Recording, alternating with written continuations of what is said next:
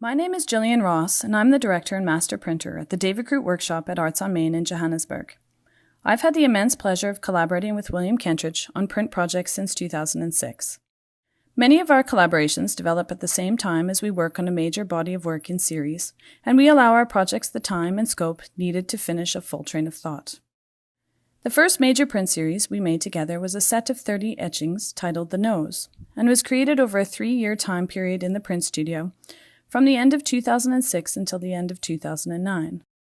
The story is based on a satirical Russian story also titled The Nose, and is an absurd tale about a man who wakes up one morning to find his nose is missing from his face. The story was written by Nikolai Gogol and was first published in the 1800s, was later adapted to opera in the 1930s, and was reinterpreted by William Kentridge as his operatic directorial debut in 2010. While William worked on animated drawings for projection, stage design, costume design, as well as directed the cast and crew, he developed a print series alongside in the studio. William often thinks from printmaking, back to drawing, back to print, and so he began this series as he began conception for his operatic project. The imagery he created for the print series traces the journey of the independent nose as it makes its way back to the center of a man's face. Kentridge wanted to give individuality and personality to the nose in the print series, so he starts by giving the nose a lover in the first 2 prints.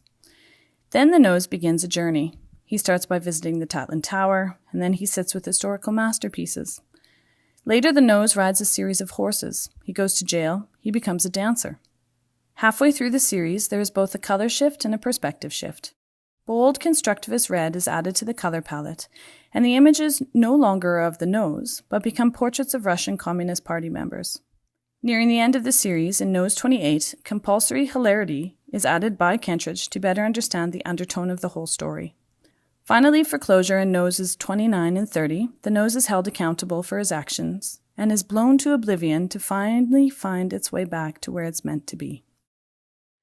Some of the imagery Kentridge chose for the print series can be seen in the opera, but some is only unique to this set of prints.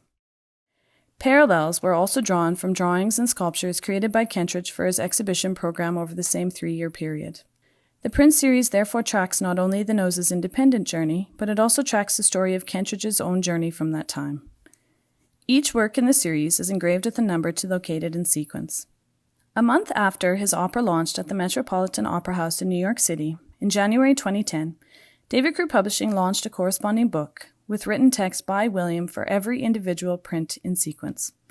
Short and informative, it unpacks the story and historical context of the work, but also includes some great information about printmaking and the inner workings of the print shop, and on collaboration in general.